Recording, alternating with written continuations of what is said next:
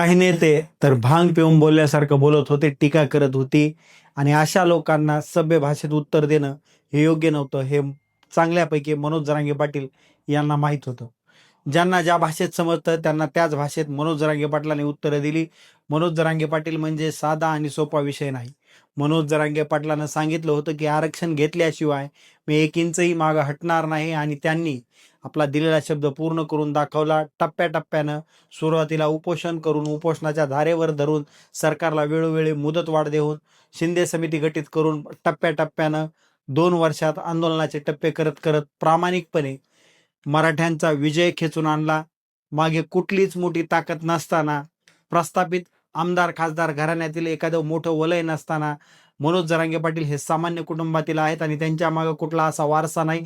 ते प्रस्थापित राजकीय घराण्यातले नाहीत किंवा त्यांच्या मागे असा एखाद्या मंत्रिमंडळातला मंत्री किंवा ते अशा घराण्यामधून येत नाहीत. तरी देखील त्यांनी सामान्य आणि सर्वसामान्यांच्या जीवावर आणि आपल्या स्वतःच्या प्रामाणिकपणाच्या जीवावर आपल्या डोक्यानं का होईना मराठ्यांच्या आरक्षणाचा विजयाचा रथ आहे तो रथ घेऊनच आले. या सगळ्याला कारण ठरलेलं आहे, कारण या सगळ्या नेत्यांना त्यांनी अंगावर घेतलं. जे नेते त्यांना थेट विरोध करत होते त्यांना शिंगावर घेण्याची भाषा मनोज जरांगे पाटील यांनी करून दाखवली.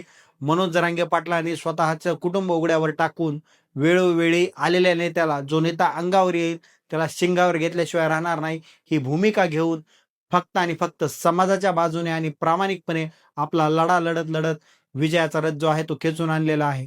आता काही लोक म्हणतात की मनोज जरांगे पाटीलांची टीका करतात, परंतु हे सगळं विचारणारे एक विसरत आहेत की मनोज जरांगे पाटील ना आमदार आहेत, ना खासदार आहेत किंवा मंत्री आहेत. समोरून मराठ्यांच्या आरक्षणाला विरोध करणारे लोक काही साधे लोक नव्हते. कोणी उघड उघड विरोध करत होतं, तर कोणी मधातून सुपाऱ्या घेऊन बाहेरून माणसं किंवा टोळ्या बोलवून आंतरवलीला त्या ठिकाणी टोळ्या बसवत होतं. अशा प्रकारचे सर्व राजकारणातले तबरबेज लोक असताना मनोज जरांगे पाटलांनी वेळोवेळी ज्याला ज्या भाषेत समजेल त्या भाषेत उत्तर देण्याचा प्रयत्न केला आणि त्यांनी ते बोलूनही दाखवलं. सत्तेत राहून भ्रष्टाचार करणारे, जेलमध्ये जाऊन कांदा बेसन भाकरी खाणारे लोक त्यांच्या विरोधामध्ये होते. त्यांच्या विरोधात असणारे काही संत नव्हते. जरांगे पाटलाची लढाई ही फक्त हक्काची नव्हती, तर राजकारणात मुरलेल्या राजकारण्यांना छक्के पंजे माहीत असणाऱ्या लोकांच्या सोबत ही लढाई ते लढत होते. अशा वेळेस 1-2 पावलं मागं पुढे त्यांनी घेतली असतील, ते चुकलेही असतील असं त्यांनी स्वतः डायरेक्ट समाजाच्या समोर येऊन कित्येक वेळा सांगितलं. पण त्यांनी एक शब्द दिला होता आणि त्या शब्दाला ते खरे ठरले. त्यांनी सांगितलं होतं की या लढाईमध्ये टप्प्याटप्प्यानं कधी 1-2 पावलं मागं पुढं करावे लागतील, गनिमी काव्यानं चालावं लागल आणि त्याप्रमाणे ते चालले. डावपेच टाकले आणि त्या डावपेचात ते यशस्वी देखील झाले. त्यांच्यासमोर डावपेच टाकणारे साधे लोक नव्हते. त्यांच्यासमोर डावपेच टाकणारे तरबेज होते, भ्रष्टाचार केलेले लोक होते, राजकारणात पांढरे केस झालेले लोक होते. या सगळ्या लोकांना पुरून उरणारे फक्त आणि फक्त मनोज जरांगे पाटील होते, हे आपल्याला विसरता कामा नये. जरांगे पाटलाकडे नेमकं काय होतं, तर जरांगे पाटलाकडे फक्त आणि फक्त मराठ्यांची खंबीर साथ आणि स्वतःवर असलेला आत्मविश्वास, याच जोरावर स्वतःच्या डोक्याने डाव टाकत टाकत सगळ्यांना आंतरवलीचं पाणी पाजत अखेर मनोज जरांगे पाटलानं मराठ्यांच्या विजयाचा रथ खेचून दाखवला. सुरुवातीला महाराष्ट्रभर दौऱ्यात करून वेळोवेळी समाजाला जागृत करून बैठका घेऊन शिंदे समितीच्या रूपानं 58 लाख नोंदी शोधून काढल्या आणि या नोंदी शोधल्याच्या नंतर वेळेप्रसंगी 2 वेळेस मुंबईची वारी देखील केली. वेळोवेळी समाजाला जागृत ठेवत, वेळोवेळी समाजाच्या बैठका घेत, समाजाचा विचार घेत मनोज जरांगे पाटलानं शेवटी हैदराबाद गॅजेटियर लागू केलं. सातारा गॅजेटियरची सुद्धा त्या ठिकाणी त्यांनी जी-आर घेऊन आले आणि हा जी-आर घेतल्याच्या नंतर काही लोक म्हणत होती की आता याच्यामधून काही मिळणार नाही, ते टीका करत होती. परंतु मनोज जरांगे पाटलाला काही लोक अडाणी म्हणत होते, शिक्षण काय म्हणत होती. परंतु या सगळ्यांना मनोज जरांगे पाटलानं पाणी पाजलं आणि मनोज जरांगे पाटलानं आता याच गॅजेटियरच्या आधारे कित्येक जण आपल्याला आरक्षणाची मागणी करत आहेत. खऱ्या अर्थानं जरांगे पाटील हे किती पुढच्या विचाराचे आहेत हे आता समजायला लागलेलं आहे. कारण की जी लोक या गॅजेटियरला विरोध करत होती त्यातली बरीचशी लोक आता याच गॅजेटियरच्या माध्यमामधून स्वतःला आरक्षण मिळावं म्हणून त्या ठिकाणी बसलेली आहेत. अशा प्रकारची लोक सुद्धा आहेत.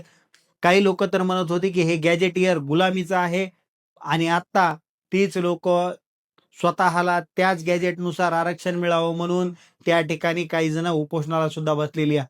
आणि अशा परिस्थितीमध्ये मनोज जरांगे पाटील हे किती पुढचे आहेत आणि मनोज जरांगे पाटलाचे विचार आणि त्यांचा अभ्यास नक्कीच हा सगळ्यांनी घेण्यासारखा आहे. मनोज जरांगे पाटील हा साधा आणि सरळ आणि सोपा विषय नाहीये. तो माणूस तप कडून पुढे गेलेला आहे. जरांगे पाटलांना आयुष्याची राख रांगोळी करून घेतलेली आहे. स्वतःच्या शरीराची चाळणी करून घेतलेली आहे. फक्त आणि फक्त या मराठा समाजाला न्याय देण्याच्या भूमिकेसाठी. मनोज जरांगे पाटलांनी वेळेप्रसंगी राज्यातल्या प्रत्येक नेत्याला अंगावर घेतलं. राज्याचे मुख्यमंत्री देवेंद्र फडणवीस, छगन भुजबळ, शरद पवार, अजित पवार, राज ठाकरे, एकनाथ शिंदे, उद्धव ठाकरे, पंकजा मुंडे, धनंजय मुंडे, नितेश राणे, राजा राऊत अशा कित्येक आमदारांना कित्येक खासदारांना मनोज जरांगे पाटलानं वेळेप्रसंगी अंगावर आला तर शिंगावर घेण्याची भूमिका घेतली आणि प्रत्येकाला शिंगावर घेऊन देखील या समाजाला टप्प्याटप्प्यानं लोकशाही मार्गानं शांततेच्या मार्गानं बराबर आपल्या पदरामध्ये समाजाच्या पदरामध्ये हैदराबाद गॅजेटियर लागू करून घेतलं. 58 लाख कुणबी नोंदी शोधल्या. शिंदे समिती गटत केली आणि कधी न मिळणारं 70 वर्षातलं आरक्षण मराठ्यांच्या पदरामध्ये टाकण्याचं काम केलं. ज्यावेळेस मनोज जरांगे पाटील एखाद्यावर बोलतात किंवा एखाद्यावर टीका करतात त्यावेळेस समोरची व्यक्ती बोलल्याशिवाय त्यांना कधी बोललेलं आढळत नाही. आणि मनोज जरांगे पाटलानं समाजाच्या विरोधात आलेल्या अंगावर आला तर नीट शिंगावर घेईल याच भाषेमध्ये, मग त्याच्यामध्ये त्यांना कुठेही कमीपणा दाखवला नाही आणि समाजासाठी स्वतःच्या समाजाच्या हितासाठी वेळेप्रसंगी त्याला शिंगावर घेण्याचं काम संघर्ष योद्धे मनोज जरांगे पाटील यांनी केलेलं आहे. कोणाच्या जीवावर हे केलं नाही तर फक्त आणि फक्त स्वतःच्या इमानदारीवर आणि या महाराष्ट्रातल्या अखंड मराठ्यांच्या एकीवर आणि त्यांच्या विश्वासावर मनोज जरांगे पाटील सगळ्यांना पुरून उरले आणि त्यांनी मराठ्यांचा विजय खेचून आणला.